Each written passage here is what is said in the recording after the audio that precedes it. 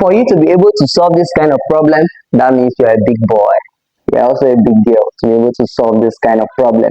Now here is the solution to this problem.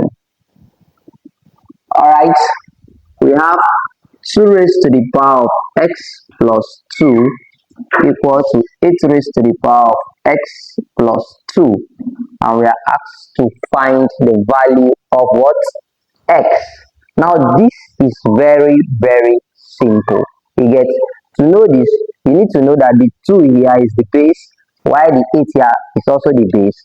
X plus 2 is the exponent or the powers.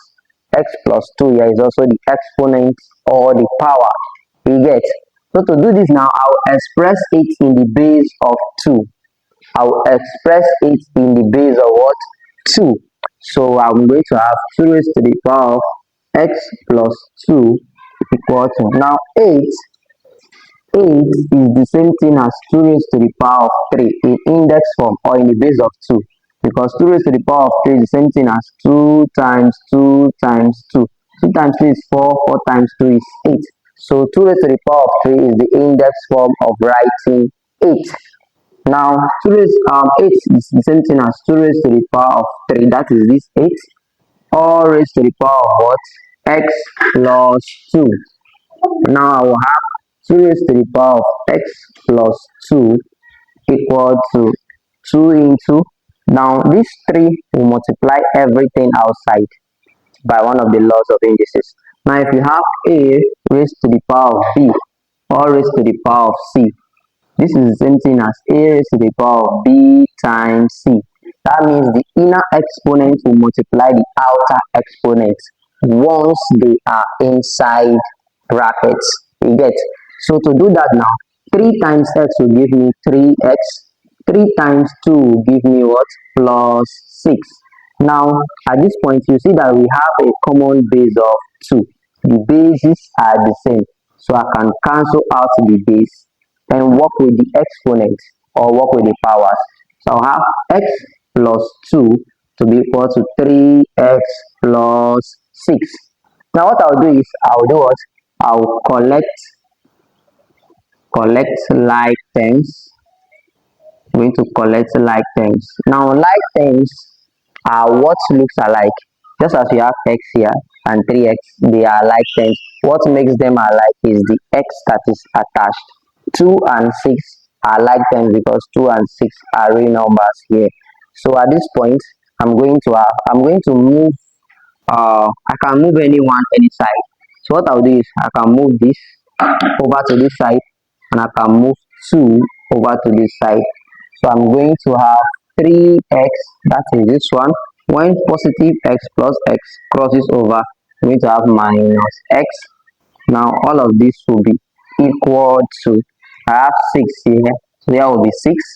And then when plus positive 2 crosses over, I have a negative 2. You get 3x minus x. Sorry, this is supposed to be placed accordingly. So since here everything here is coming like this, I'll have 3x. If positive x comes, here I'll have minus x, and then if 2 crosses over, I'll have minus 2, and then 6 is already there. Everything is equal to 0. So I'm going to have 3x minus x will give me 2x, minus 2 plus 6 is plus 4 equal to 0. So 4 will move to this other side. So I'm going to have 2x equal to what? Minus 4. Now divide both sides by the coefficient of x. Coefficient means the number that is attached to the unknown. So 2 will cancel out, and x will be equal to minus 4 divided by 2 is minus 2. So the value of x that will satisfy this equation is equal to what? Minus 2. Now let's check whether this value is the actual solution to this problem. So if we do that here, we are going to make it check. We are going to check whether this will satisfy the equation. Now the original equation is what? 2 raised to the power of x plus 2 equal to 8 raised to the power of x plus 2. Now we know that x is equal to minus 2. So I will say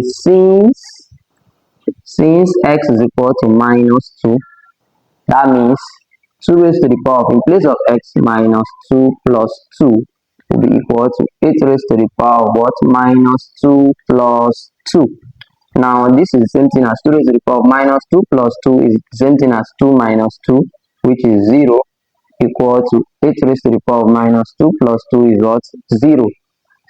And we know that by the zero law of indices, we know that a non-zero number or any number except 0 that is raised to the power of 0 is equal to what? 1. So 2 raised to the power of 0 is 1. 8 raised to the power of 0 is also 1. So by this we can see that the left hand side is equal to the right hand side. Therefore this equation is balanced only when the value of x is equal to what? Minus 2. Now if you find this video interesting, do not hesitate. Make sure you like this video, drop your comments and share to 5. Also subscribe to this channel. Thanks for watching. Bye.